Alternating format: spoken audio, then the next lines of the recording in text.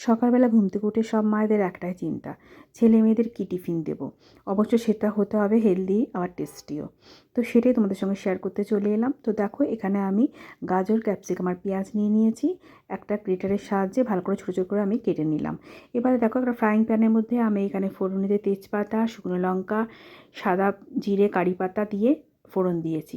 তারপরে কেটে রাখা ভেজিটেবলসগুলোকে ভালো করে নাড়াচাড়া করে নেবো একটুকুনি। তারপরে দেখো এর মধ্যে আমি দিয়ে দিয়েছি কাজু, কিশমিশ, সাথে একটুকুনি আদা বাটা দিয়েছিলাম।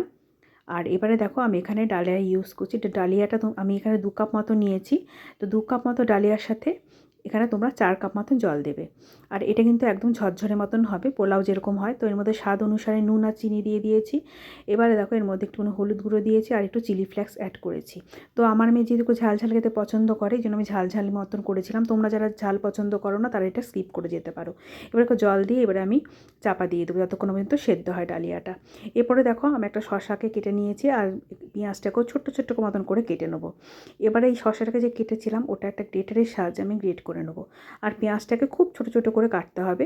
এবারে একটা বাউলের মধ্যে দেখো আমি টক দই নিয়েছি। টক দইটার মধ্যে আমি যে গ্রেট করছি দেখো শশাটাকে ভালো করে গ্রেট করে নেবো। এবারে দেখো আমার ডালিয়াটা প্রায় হয়ে গেছে।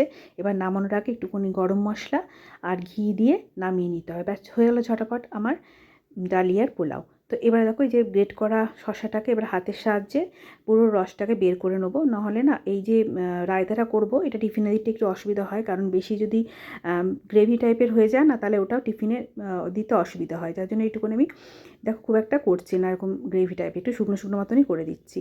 তারপরে দেখো এর মধ্যে পেঁয়াজটা আর শশাটা তো দিলাম, তার সঙ্গে চাট মশলা, বিট নুন, একটুকুনি নুন আর একটুকুনি অল্প কয়েকটা চিনির দানা দিয়ে দেবো। এবারে দেখো আগের দিন রাতে ভিজিয়ে রাখা চিয়া সিড এখানে 2 চামচ মতো নিয়েছি।